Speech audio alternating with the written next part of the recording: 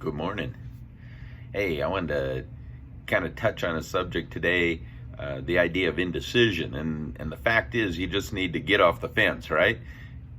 Indecision plagues way too many people. A guy named Jean-Paul Sartre said, "Man is condemned to be free.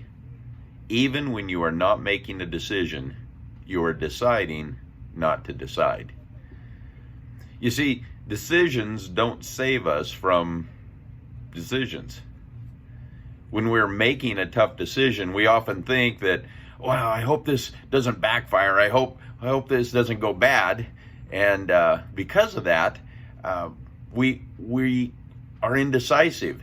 And it's if in the future we can't make another decision to improve the first decision that we made. And many times it's more comforting to think that if we could just get through this one decision, if we can make it right, we won't have to make any more. But that's not true. You're condemned to always making decisions in life. And the Bible has a lot of things to say about indecision. One of the early stories in the Bible about it is the story of Lot. In Genesis 19, verse 16, it says, "When Lot hesitated, the angel seized his hand and the hands of his wife and daughters and rushed them to safety outside the city, for the Lord was merciful." But some of you know the rest of the story. Lot's wife couldn't decide. She couldn't decide between her home that she was leaving and the Lord who said to leave. And in verse 26, it said Lot's wife looked back as she was following behind and turned into a pillar of salt. See, God had saved their family, but she couldn't choose between her old life and the new life Jesus offered, or the Lord offered. Then in 1 Kings 18, another instance of indecision, Elijah asks all the people if they will follow God or not. And in verse 18, he says, Elijah stood in front of them and said, "How much longer will you waver, hobbling between two opinions? If the Lord is God, follow him. If Baal is God, follow him." And then the Bible says the people were completely silent. See, they couldn't decide. They didn't know which way to go. They couldn't think for themselves. They didn't want to decide. And I'll say it again.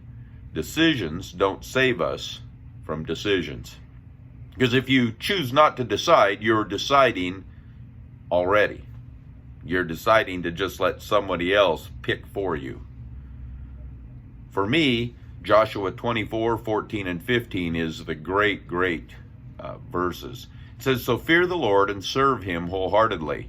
Put away forever the idols your ancestors worshipped when they lived beyond the Euphrates and in Egypt, and serve the Lord alone. But if you refuse to serve the Lord, then choose today who you will serve.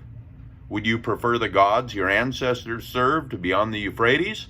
Or will it be the gods of the Amorites in whose land you live? But as for me and my family, we will serve the Lord." So, what do we do with indecision? Well, pray about it. Pray about the decision you need to make. And then make the best decision you can with the information you have and with what God has provided to you. And then pursue that decision. Pursue life based on that decision.